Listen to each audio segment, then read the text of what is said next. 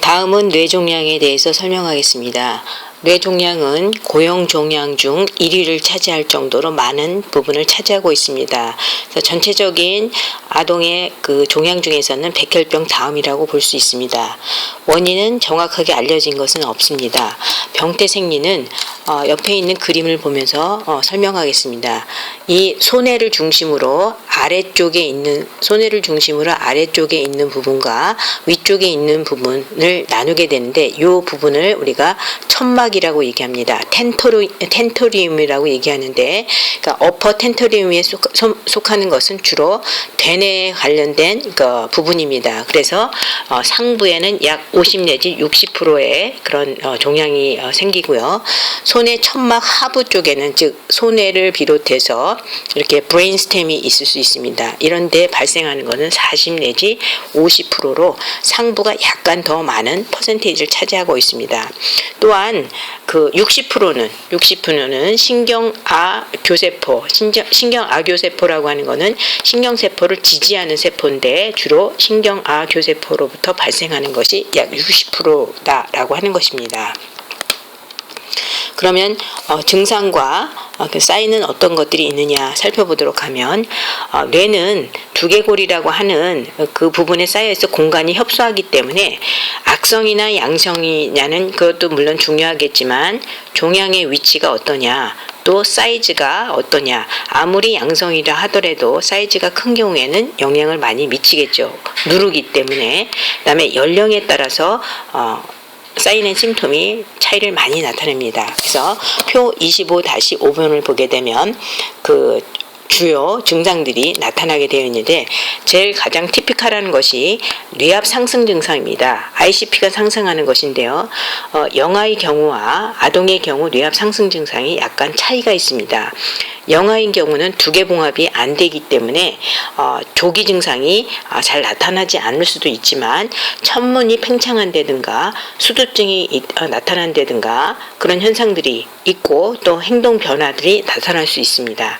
그에 반해서 아동인 경우에, 즉 두개봉합이 완전히 이루어진 경우에는 가장 티피컬한 증상 중에 하나가 두통입니다.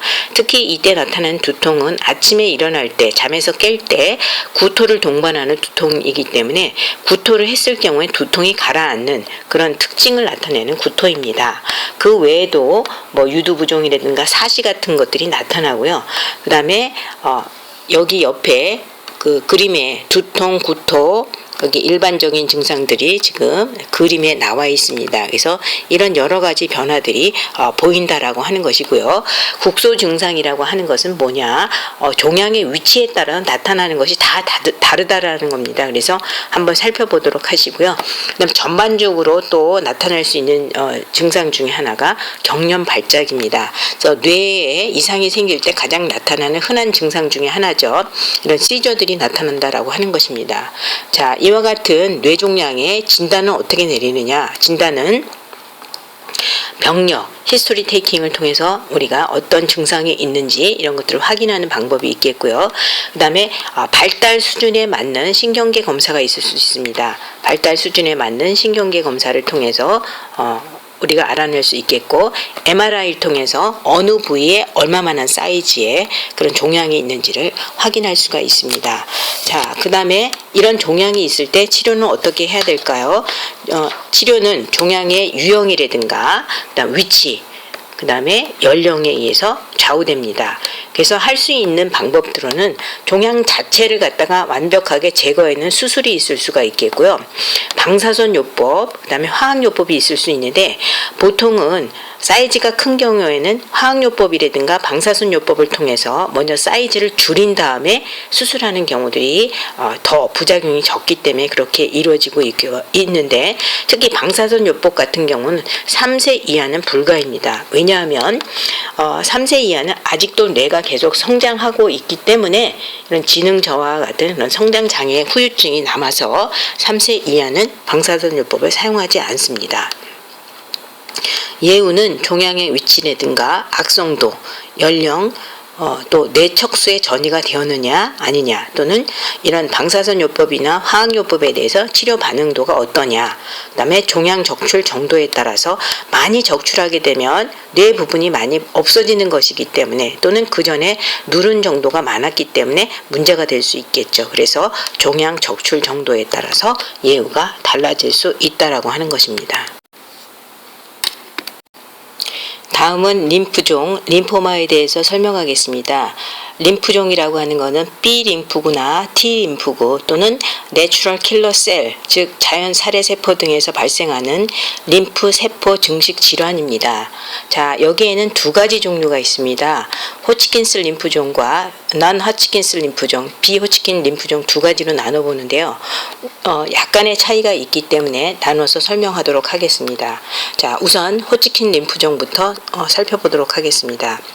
호치킨 림프종은 청소년기에 주로 발생하는 그런 특징을 갖고 있습니다. 10세 이후에 주로 발생하는 것이고요. 즉 성인기에 많이 발생하는 림프종이라고 볼 수 있습니다. 원인은 알려져 있지 않고요. 병태 생리를 보게 되면 그 표 25-7번을 보게 되면 호치킨 림프종과 비호치킨 림프종 비교가 되어 있죠. 그 병태 생리를 보면 이거는 T셀과 관련되어 있습니다. 그러나 거기 표에는 B셀이라고 되어 있는데 잘못 나온 것 같습니다.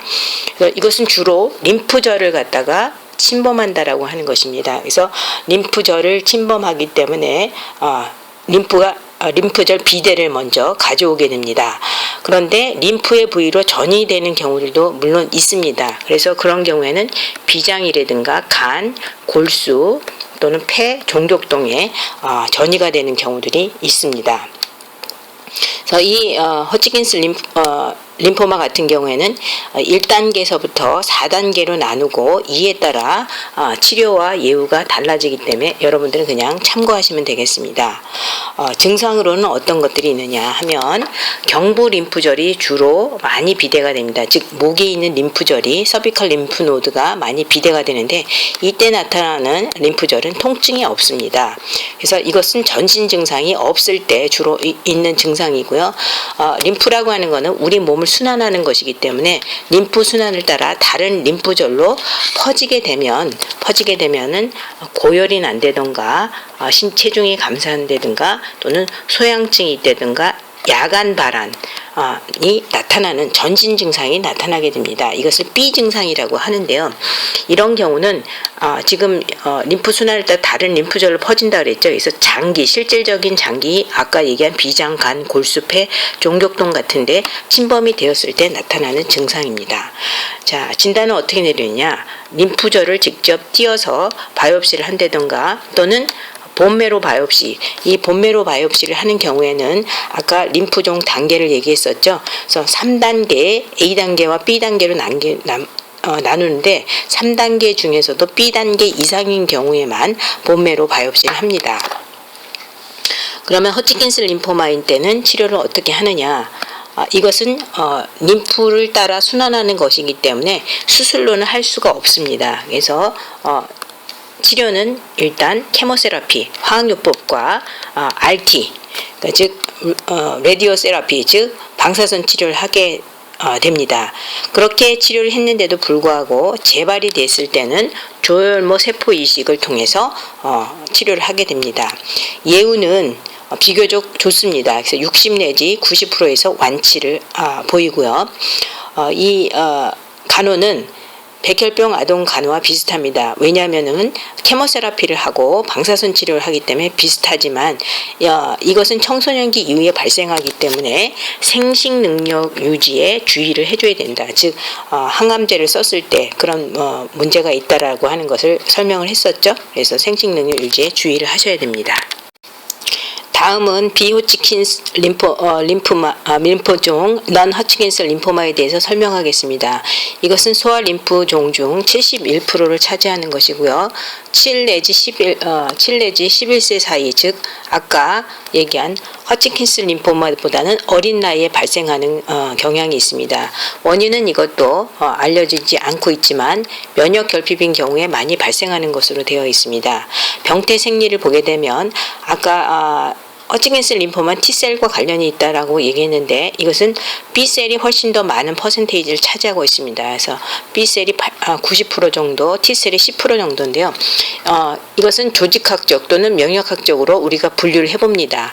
성인의 경우에는 별로 위험하지 않는 저등급의 유형을 많이 받고 있지만 아동에게서는 분화되어 있지 않고 성장이 빨라서 급속히 전신을 확산되는 고등급인 경우가 훨씬 더 많다라고 하는 것입니다. 그래서 조직학적, 면역학적으로 분류를 해보게 되면 림프모구라는 것에서 발생되는 그런 림포마가 있습니다. 이것은 종족에서 발생되는 것이고요. 머리, 두경부, 머리와 목, 애과에서 림프절이 비대되면서 T셀에서 기원되는 것이고요. 미분화된 그 림프종, 비호치킨스 림프종 같은 경우는 복부에서 발생하는 종양의 약 80%가 여기에 해당되는 거고 B셀에서 기원되는 것입니다. 거대 세포로 나타나는 넌 허치킨스 림포마 같은 경우는 복부나 종격, 피부, 뼈에 발생하는 그 NHL이라고 볼 수 있겠죠. 자, 증상은 어떠느냐? 발생 초기부터 림프절 이외의 부위에서 발병하는 경우가 많이 있습니다. 그래서 실질 장기에 동시에 침습하기 때문에 예측이 불가능하다. 즉 어느 부위든지 다 생길 수 있다라고 하는 것이죠. 그 중에서도 복부가 가장 많이 생겨서 31.4%, 그 다음에 두경부 림프절은 약 29% 정도, 그 다음에 종격동의 순으로 나타나게 됩니다. 진단은 역시 이것도 바이옵시를 통해서 우리가 진단을 내릴 수가 있겠고요. 치료는 케모세라피, 그 다음에 이 CNS로 전이를 예방하기 위해서, 즉 중추신경계의 전이를 예방하기 위해서 인트라세칼 척수 강내로 케모세라피를 하는 경우가 많이 있다라고 하는 것이고요. 예후는 2년 생존율이 90%에 해당됩니다. 그래서 과히 나쁘지는 않다라고 말씀드릴 수 있습니다.